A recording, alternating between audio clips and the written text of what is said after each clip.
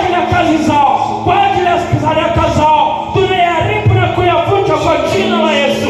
Mfalme, nyosha baraka, usinyamaze kwa ajili ya watoto wako kupitia sadaka, kwa jina la Yesu aliyeshinda vifo na mauti. Amen.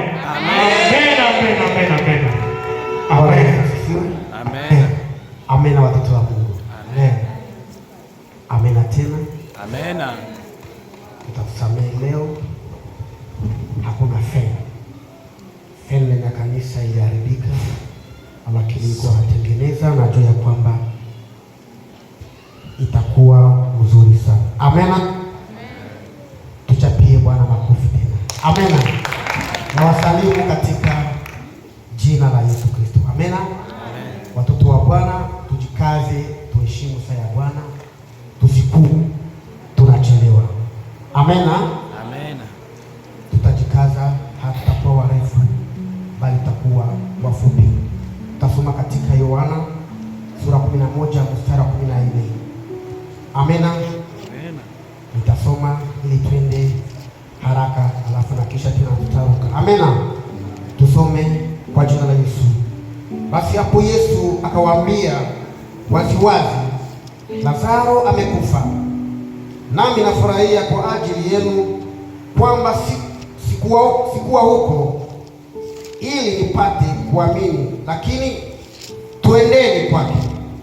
16 nasema, basi Tomaso aitwaye Pacha akaambia wanafunzi wenziwe, twendeni na sisi ili tufe pamoja naye.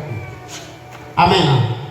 17 akasema, basi Yesu alipofika alimkuta amekwisha kuwemo kaburini yapata siku 4.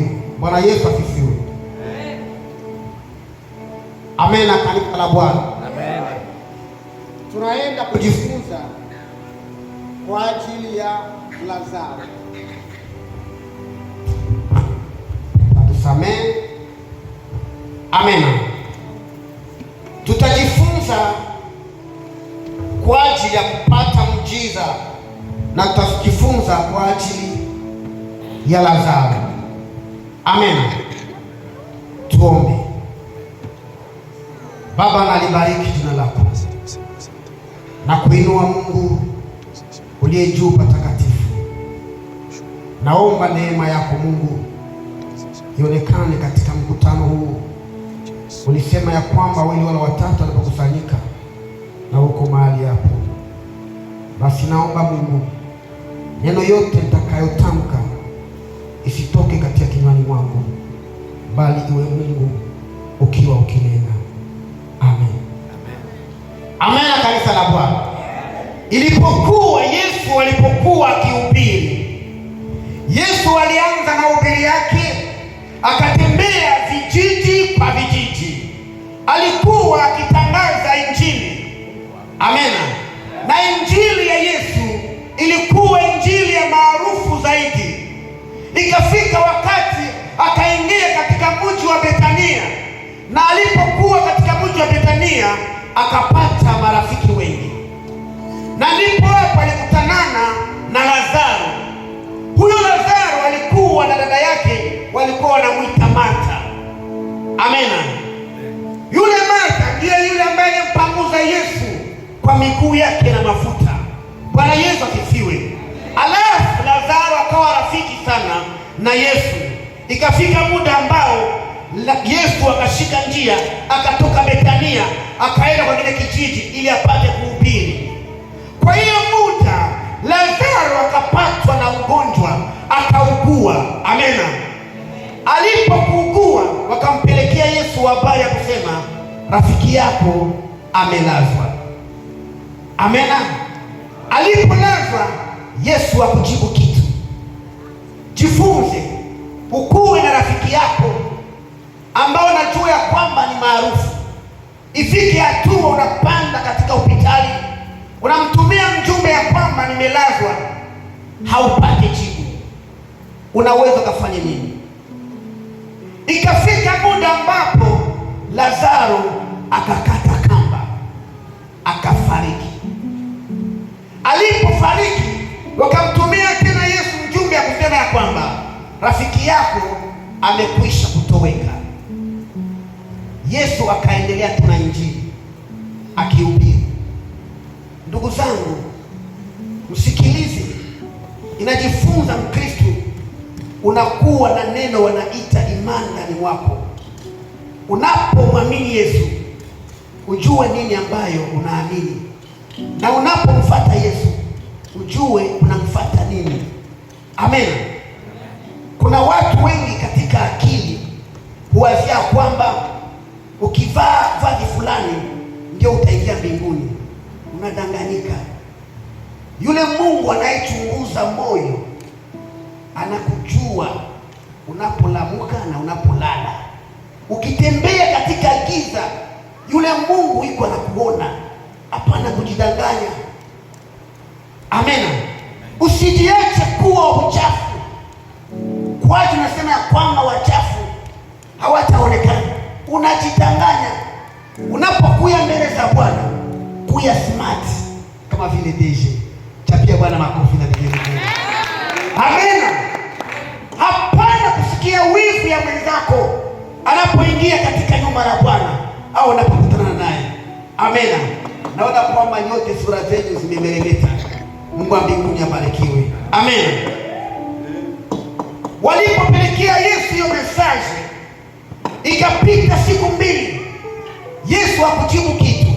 Alafu akaambia wanafunzi wake, Lazaro hayupo tena, amelala. Wakawazia kwamba ni kulala tu usingizi. Wakasema, Yesu, tuendeni tukamwamshe. Ndipo wanafunzi wakasema, ndio, acha twende tuamshe pamoja. Yesu akawaambia tena, sio kulala, amekufa. Amen. Tangu kuumbwa kwa ulimwengu ili kulikuwaka kuyakuwaka mtu yeyote anaweza kaombea mtu na kafufuka. Yesu ndiye alikuwa wa kwanza. Amen. Yaani na wewe ukiwa na imani unaweza omba na mufa na fufuka. Amen. Hakuna jambo lisilowezekana mbele za Mungu ikiwa una imani. Yesu akaanza safari kutoka kijiji. Alipofika katika Betania, ilikuwa imepata karibu siku 4. Alafu Yesu akakuta umati wa watu ukiala hapo. Amen. Kulikuwa Mafarisayo na Masadukayo. Alafu waliposikia ya kwamba Yesu amekuja na walikuwa wanajua kuwa ni rafiki yake, wote wakaja kwa umati, twende tuone atafanya nini. Na alipofika akamkuta ukweli Maria na Martha wakilia. Martha akamwambia, Mwalimu, ungelikuwa hapa ndugu yako hangelikufa. Amen. Amen. Ungelikuwa hapa rafiki yako hangelikufa. Yesu akamwambia, mlimuweka wapi? Amen. Ambia mwenzako, shida zako ulizitia wapi? Amen. Alafu akamwelekeza Yesu katika kaburi walipokuwa wakimzika. Kitu ya kwanza Yesu alipotazama Martha na Maria, Yesu akalia. Na ndiyo verse ya mfupi katika Biblia. Siku anakuuliza hayo, sema kama Yesu akalia. Ndiyo verse ya mfupi kwa Biblia yote. Amen. Yesu alipolia akajaa na huzuni. Alafu akapana oda, toweni hiyo jiwe, kwa sababu kwa kaburi walikuwa wanatia jiwe kuu, hakuna kisi anaweza katoka. Na ndiyo maana katika maisha yako na wewe, ile mzigo ambayo uko nayo ni jiwe kubwa, inabidi kwanza uitoshe. Unajua jiwe kubwa ni nini katika maisha ya mwanadamu? Maisha ya dhambi. Amen. Unapoishi maisha ya dhambi, unakuwa na jiwe kubwa katika maisha yako. Dhambi ni nini? ni bule maprogramu budogo budogo unafanyaka, ni bule maneno budogo budogo unafanyaka, hata kutukana mtoto. Sikiliza kwanza wa mama, unapoambia mtoto wako lukichwa kama baba yako, unafanya dhambi, na hiyo dhambi itakufungia njia kwenda mbinguni. Kwa mama wiko ndio tabia kwambia ona lukichwa kama vile baba yake, unatenda dhambi, parapanda ikilia mbinguni hauingie. Amina. Tule tumadhambi tudogo tudogo uto nilijiwe kubwa katika maisha yako, inabidi kwanza kuitoa ule umachochocho. Unaona pale kunaweza kwa kipindi chochocho zamani ilishatoka, parapanda ikilia mbinguni hauingie. Amina. Tuko sote kanisani hapa, ikiwa ulishateta zamani, parapanda ikilia sahihi mbinguni haukanyake, utangojea hukumu yako yako. Amen. Ndipo Yesu akasema ondoa jiwe hilo. Walipoiondoa akasema Lazaro toka. Yesu angelisema Lazaro angelitoka. Amen. Alipotoka wakamwona Lazaro akikuja akifungwa na sanda. Hiyo sanda ni nini? Ni magumu inayokufunga wewe mwanadamu. Unatembea unajiita kwamba Kristo na unafungwa na dhambi. Laana za kifamilia zinakufuata, majaribu ya kifamilia zinakufuata. Utaitoa namna gani?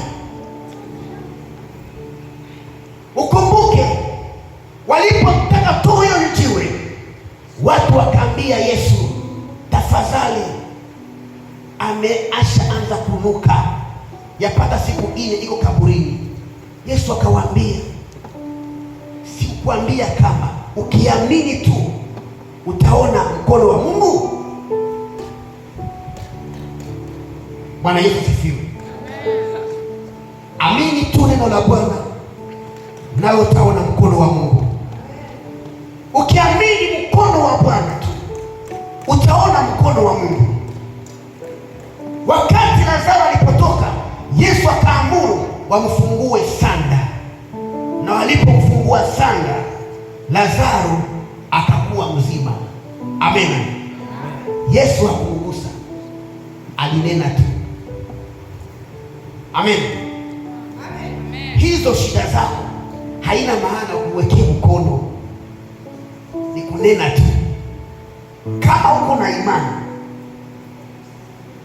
na imani, Mungu anaweza fanya, ni kunena tu. Ule wote umajaribu umetoka. Amen. Nimeona mkono wa Bwana ukishuka. Aliyekuwa kilema anasimama kwa miguu yake, anatembea. Nimeona mkono wa Bwana. Aliyekuwa kipofu kwa neno tu anapata kuona. Kefula wewe, tatizo yako ni kidogo tu, ilete kwa Yesu ili Yesu apate kufungula. Amen. Ilete kale tatizo kadogo kunako ili Yesu apate kukufungua. Amen. Twende Waebrania sura 12 mstari wa 14. Tutamaliza kisha tuombe. Amen. Tunataka ule umashida wetu tumulete kwa Yesu ili Yesu amuondoe. Nena shapata Waebrania 12:14. Muupe microphone tafadhali. Inasema hivi. Yes. Nisoma kwa jina la Yesu Kristo. Amen. Inasema fuateni salama pamoja na watu wote na utakaso. Amen. Pasipo huu hapana mtu atakayeona Bwana. Amen. Achia kapala. Bwana Yesu asifiwe. Biblia inasema ya kwamba tafuteni kwanza kuwa na upendo na amani na watu wote, pasipo hiyo hakuna njia yako. Hauwezi kuwa na salama yoyote ukiwa ukipigana na ndugu yako.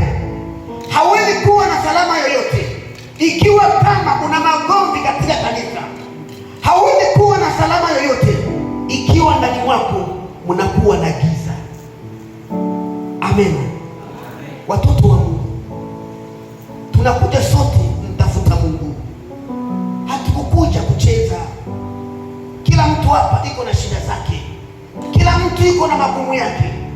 Jifundishe hiyo magumu naweza kuitoa. Kila siku tunakuja kanisani, kila siku napiga magoti ukiomba hiyo shida haitoke. Kwa nini? Jitakase. Tafuta kwanza amani na watu wote. Tafuta Mungu kwa haki na kweli, na alafu utaona mkono wa Mungu. Yale magonjwa uko nayo yatatoka. Hakuna jambo lisilowezekana kwa Mungu. Yule Mungu aliyeponya vipofu na vilema anaweza kaondoa shida yako. Amen.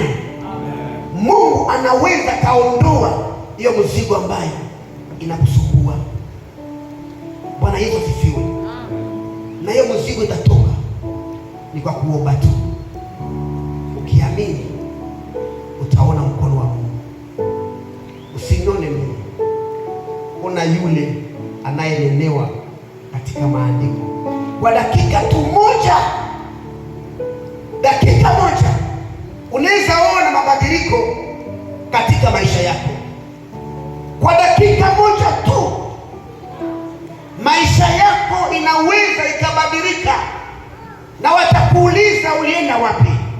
Ambia hao, nilienda kwa Yesu, akaniponya, akanibadili, akaniwezesha. Huyu Yesu ametubadilisha.